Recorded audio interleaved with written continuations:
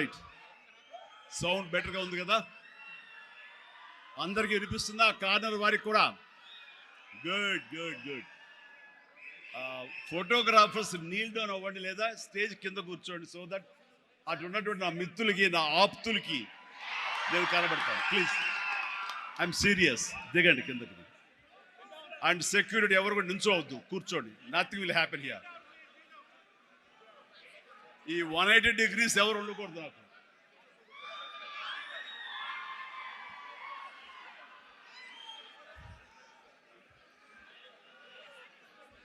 Thank you and good evening.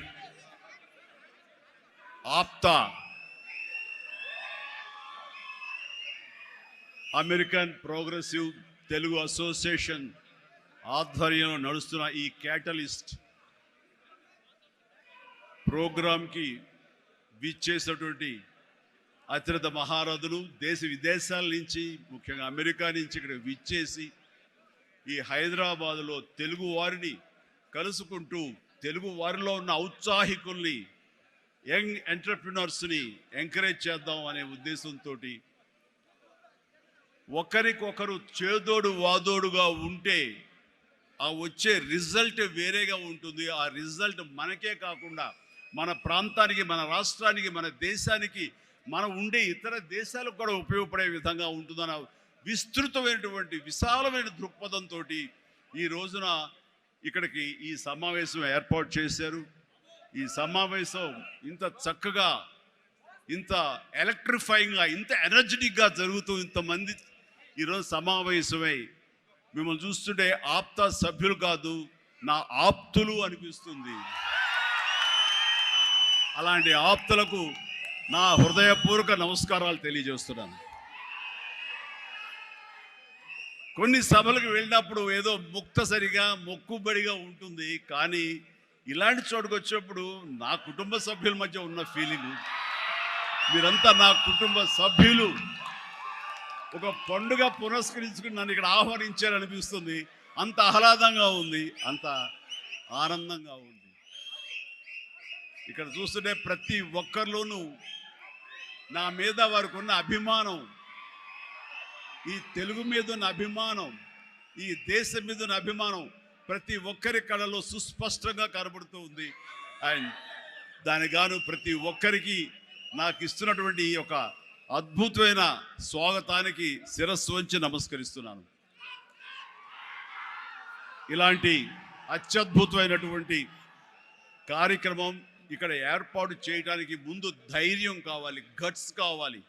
ఇంతమందిని ఇక్కడికి వచ్చి, మనం అమెరికా నుంచి ఒక 10 మంది వచ్చి ఇక్కడ ఇంతమందిని మనం కలవగలవా? మన ఆహ్వానాన్ని మన్నించి ఇంతమంది వస్తారా? మన ఆంతర్యాన్ని, మన ఎయిమ్ని, మన ఫ్యూచర్, మన యొక్క ధ్యేయాన్ని అర్థం చేసుకుని వస్తారా అన్నటువంటి వీరందరూ కూడా వీళ్ళ అనుమానాలని, వీళ్ళ పటాపంచలు చేస్తూ ఇంతమంది తరలి రావడం అనేది నిజంగా ఈ యంగ్స్టర్స్కి, ఎవరైతే దీని వెనకాల ఈ సంవత్సరం ఉన్నారో, దీనికి ఈ కమిటీలో ఉన్నారో, ఈ ఎగ్జిక్యూటివ్ బాడీగా ఉన్నారో, వాళ్ళందరికీ ఎనలేని ఉత్సాహాన్ని ఇస్తున్నారు.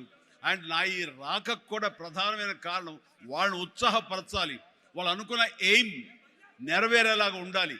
తద్వారా ఎంతోమంది ఔత్సాహికులకు ఇది ఊతంగా ఉండాలి. భవిష్యత్తులో వాళ్ళకి ఇది మరింత ఎత్తులకు ఎదిగేందుకు గాను వాళ్ళు అనుకున్నటువంటి ఆయా సంస్థలు కానీ, ఆయా ఎంటర్ప్రినర్లు కానీ, ఆయా కంపెనీల్లో కానీ వాళ్ళందరూ అభివృద్ధిలోకి రావడానికి దోహదపడి ఒకరినొకరు భుజం కాస్తూ, ఒకరికొకరు చేదుడు వాదోడుగా ఉంటూ, నేను కాదు, నా కుటుంబ సభ్యులు కాదు, నా స్నేహితులు కాదు, నా కమ్యూనిటీ, నా మనుషులు, నా తెలుగువారు వీళ్ళందరూ కూడాను పైకి రావాలనే సదుద్దేశంతో ఈ తెలుగు కమ్యూనిటీని మనందరం ఒకటి చేసి వాళ్ళందరూ అభివృద్ధి దోహదపడాలి. ఈ రోజున మనం సంపాదించుకున్నాం, మనం అమెరికాలో బాగా ఉన్నాం అనే కాకుండా మనం బాగుండటంతో పాటు మరింత మంది కూడా బాగుండాలన్న సదుద్దేశంతో ఈ రోజున ఈ క్యాటలిస్ట్ అనే ఈ ప్రోగ్రాం ఆప్తా ఆధ్వర్యంలో నిర్వహించడం అనేది ఎంతో ఉదాహం.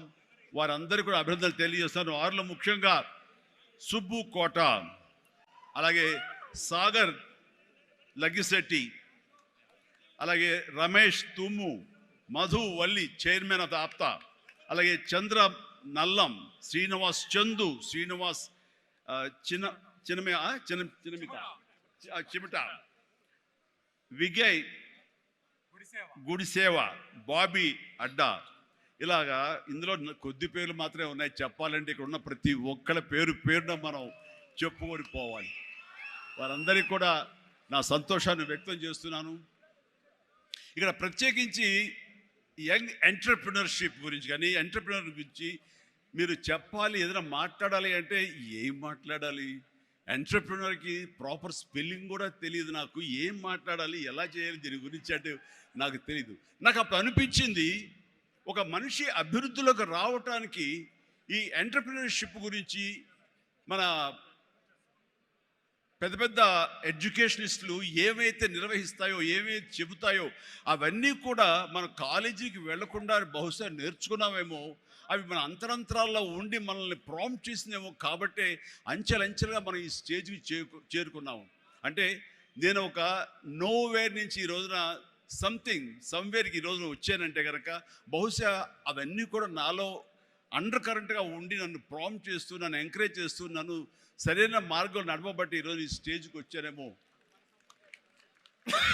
కాబట్టి నా గురించి, నా ఎదుగుదల గురించి, నేను ఎవాల్వ్ అయిన విధానం గురించి, నన్ను నేను మలుచుకున్న విధానం బట్టి, ఆయా ప్రతికూల పరిస్థితిలో ఎలాగ నేను దాన్ని నాకు అనుకూలంగా చేసుకుని, నాకు అనుకూల పరిస్థితి చేసుకుని ఎలా ఎదుగుతూ వచ్చాను అనేది ఈ రోజున మీతో నేను చెప్పుకోగలిగితే, మీరందరూ చదువుకున్న వాళ్ళు కాబట్టి ఈ యొక్క ఎంటర్‌ప్రెన్యూర్‌షిప్లో, ఈ బిజినెస్లో, ఈ కార్పొరేట్లో ఏమేమి చెబుతారో వాటి మీరు అన్వయించుకోవచ్చు. అందులో ఈరోజు నా గురించి నేను చెప్పుకోవాల్సి వస్తే కనుక ఒక సాదాసీదాగా ఒక లో మిడిల్ క్లాస్ ఫ్యామిలీ నుంచి ప్రారంభించిన వాడిని ఈరోజు కొత్తగా నేను చెప్పాల్సిన అవసరం లేదు. కానీ ఇదివరకు గతంలో ఎవరితో షేర్ చేసుకోలేనటువంటి కొన్ని విషయాలు, అది ఈ రోజున ఫోటోగ్రాఫర్ ప్లీజ్ కూర్చోండి. ఆల్ ద 3 కానిస్టేబుల్ గారు ప్లీజ్, థ్యాంక్ యూ. వాళ్ళందరూ ఏమండి మీరు అడ్డొస్తారు, మీరు కిందకి వెళ్ళిపోండి ప్లీజ్, దట్ అడ్లేకండి. Thank you. సో నేను ఎలాగొచ్చాను, ఏమిటి నా మైండ్ సెట్ ఎలా ఉండింది, ఎప్పటికప్పుడు అది మార్చుకుంటూ ఎలాగ నేను ఎవాల్వ్ అయ్యాను అనేది ఈ రోజున మీతో నేను షేర్ చేసుకుంటే అది చాలామందికి ఆలోచింపజేస్తుంది, ఆచరించేలా చేస్తుంది. అది ఆమోదం అయితే కనుక అది వినియోగించుకునేలాగా కూడా చేస్తుందని నేను ఆశిస్తున్నాను. అండ్ నాకు చిన్నప్పుడు స్కూల్లో చేరినప్పుడు 7th 8th క్లాసుల్లో నాకు ఇంట్రెస్ట్ అనేది ఏమిటి అని అన్ని ఏదో ఒకటి సాధించాలి, ఏదో ఒకటి ఉండాలని ఉండేది. గేమ్స్ అనేది, ఆట అనేది ఎవరికి ఇష్టం ఉండదండి. చదువు అంటే కష్టం కానీ ఆట ఎవరికి ఇష్టం ఉండదు. సో చదువు వైపు తప్పనిసరిగా వెళుతున్నాం కానీ నా మనసు ఆటల వైపు అని.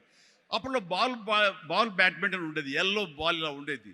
సో 1-2 రోజులు ఆడిన తర్వాత 3వ రోజు ఎవడో ఏమో తెలియదండి, సరిగ్గా కొడితే అది నా కంటికి తగిలి కళ్ళు వాచిపోయింది. ఆ తర్వాత మళ్ళీ ఆ గేమ్ వైపు వెళ్ళలేదు. సరే వాలీబాల్ ఆడదాం కదా అంటే వాలీబాల్ ఆ అవతల షాట్ ఎగిరి కొట్టినప్పుడు నేను ఫింగర్స్తో టచ్ చేశాను. ఇలా టచ్ చేస్తుంది, ఫింగర్తో టచ్ చేస్తే మొత్తం 7 వంగిపోయినాయి. ఆ ఆట అంటే భయం వేసింది. క్రికెట్ అంటే ఆడెవడో మన బాల్ తీసుకొచ్చి నా బొట్టనవేలు మీద కొట్టాడు, బొట్టనవేలు వాసిపోయింది. ఏంటి మన గేమ్స్ అచ్చొచ్చేలా కనపట్లేదు, నెక్స్ట్ ఇది కాదులే అనుకున్నాగా ఎన్సీసీ అనేది, నేను ఎక్స్ట్రా క్యారిక్యులర్ యాక్టివిటీస్లో పార్టిసిపేట్ చేయాలని నాకు ఎన్సీసీ కనిపించింది. ఎన్సీసీలో ఒక క్రమశిక్షణ వస్తుంది అండ్ ఎక్సర్సైజ్ ఉంటుంది, డిసిప్లిన్గా మనం ఇది అన్వయించుకోవచ్చు, అలవర్చుకోవచ్చు అనే ఉద్దేశం దాంతో చేరిన నాకు కాలేజీ డేస్లో బీకామ్ చదువుతుండగా ఫస్ట్ ఇయర్లో ఒక క్యాడెట్ ఆఫ్ ఎన్సీసీ, నేవీ ఎన్సీసీలో నేను చేరినప్పుడు ఒక క్యాడెట్గా చేరాను. నెక్స్ట్ ఇయర్ పెటీ ఆఫీసర్ అయ్యాను. ఆ తర్వాత క్యాడెట్ కెప్టెన్ అయ్యాను. ఆ తర్వాత సీనియర్ క్యాడెట్ కెప్టెన్ని 3rd ఇయర్లో అయ్యాను. అవ్వటమే కాదు, ఈ ఇంటర్నేషనల్గా నేషనల్ వైడ్గా జరిగేటటువంటి మన ఆర్డీసీ క్యాంప్ రిపబ్లిక్ డే సెలబ్రేషన్స్లో మా రాష్ట్రపతి రోడ్డు మీద నేను మన సైన్యంతో పాటు నేను కూడా కవాతు చేయడం జరిగింది. వాట్ వండర్ఫుల్ ఎక్స్పీరియన్స్ అంటే, ఓ పక్క నుంచి ప్రధానమంత్రి గారు, పక్కన ఇందిరాగాంధీ గారు అప్పట్లో అండ్ ప్రెసిడెంట్ వాళ్ళందరూ ఉన్నప్పుడు వాళ్ళు నడుస్తుంటే ఇది కదా మనం సాధించామంటే ఎస్ అనుకునేవాడిని. 9 క్లౌడ్లో ఉండేవాడు అన్నమాట, క్లౌడ్ 9లో నేను ఆ రకంగా చేసినప్పుడు ఎన్సీసీలో సాధించేసాను అనుకునేవాడిని. ఆ తర్వాత నెక్స్ట్ ఏంటి అంటే నాకు దారి కనపడలేదు. మహా అయితే కనుక ఒక సబ్ లెఫ్టినెంట్ గానో మళ్ళీ నేవీలోనో పడవల్లోనో ప్రయాణం చేయాలి, షిప్పులో. అది కాదు, something else is bothering me. ఏం చేయాలి అని అనుకుంటుండగా నాకు అనిపించింది, కాలేజీలో అనుకోకుండా ఒక డ్రామా వేశాను. ఆ డ్రామా పేరు రాజీనామాలో నాకు బెస్ట్ యాక్టర్ వచ్చేసింది. వెంటనే ఆ ఫోటోగ్రాఫ్ ప్రింట్ చేసి మా కాలేజీ మ్యాగజైన్లో వేసిస్తారు. అండ్ అక్కడి నుంచి ఎక్కడికి వెళ్తున్నా సరే అమ్మాయిల దగ్గర నుంచి తోటి వాళ్ళ దగ్గర నుంచి నన్ను హీరోలాగా చూస్తుంటే అబ్బా రాత్రి డ్రామా చూసాము, ఆ చైర్మన్ పాత్రలో అదరగొట్టేసాము, చాలా బాగుంది అంటుంటే అప్పటిదాకా ఎవరు నన్ను అలా చూడని వాళ్ళు ప్రతి ఒక్కరి నడుచుకుంటూ వెళ్తుంటే, సైకిల్ మీద వెళ్తుంటే నన్ను అలాగ చూస్తారు. ఆ చూపులో అందమైన అమ్మాయిలు అలా ఇంకా చూస్తుంటే ఇంకా ఖుషిగా అనిపించేది. వావ్, అది ఎంత ఎంకరేజింగ్గా ఉండేదంటే ఎస్, నా ఫ్యూచర్ యాక్టింగ్ అయితే ఎలా ఉంటుంది అన్నది అక్కడ సీడ్ పడింది. అక్కడి నుంచి నా ఇంట్రెస్ట్ డెవలప్ అయింది. అక్కడి నుంచి సినిమాలు చూడటం, సినిమా మీద దృష్టి పెట్టడం జరిగింది. డిగ్రీ అయిపోగానే ఏం చేయాలి అని నాన్నగారితో వాళ్ళతో డిస్కషన్ వచ్చినప్పుడు నేను మెడ్రాస్ వెళ్ళి సినిమా యాక్టర్ అవుతాను అనగానే నాన్నగారికి సినిమాల మీద మక్కువ ఉంది. ఎక్కడ లోకల్గా సినిమా షూటింగ్ జరుగుతుండగా ఆ ప్రొడ్యూసర్ తోటి ఉన్నప్పుడు నాన్న 1-2 వేషాల్లో చిన్న వేషాలు, మహా అయితే సెకండ్స్ ఉంటుంది, 1 minute కూడా ఉండదేమో. ఏ సెంటర్గా నాకు ఇది ఎందుకు చేయకూడదు, చెయ్యొచ్చురా, కానీ అది మన ఏరియా కాదు, మనకు ఎవరు తెలిసిన లేరు, అక్కడ దిక్కుముక్కు లేదు, నీకు ఎవరు ఆసటగా నిలబడతారు, బాసటగా నిలబడతారు, ఎవరిని చేయూతనిస్తారు, చాలా కష్టం, ఎక్కడో అన్నోన్ ఫీల్డ్కి వెళ్ళి నువ్వు రాణించగలవా, ఒంటరిగా వెళ్తున్నావు అని అంటే ఏదో గట్ ఫీలింగ్, నేను రాణిస్తాను అన్న నమ్మకం, నేను వస్తాను అన్న నమ్మకం.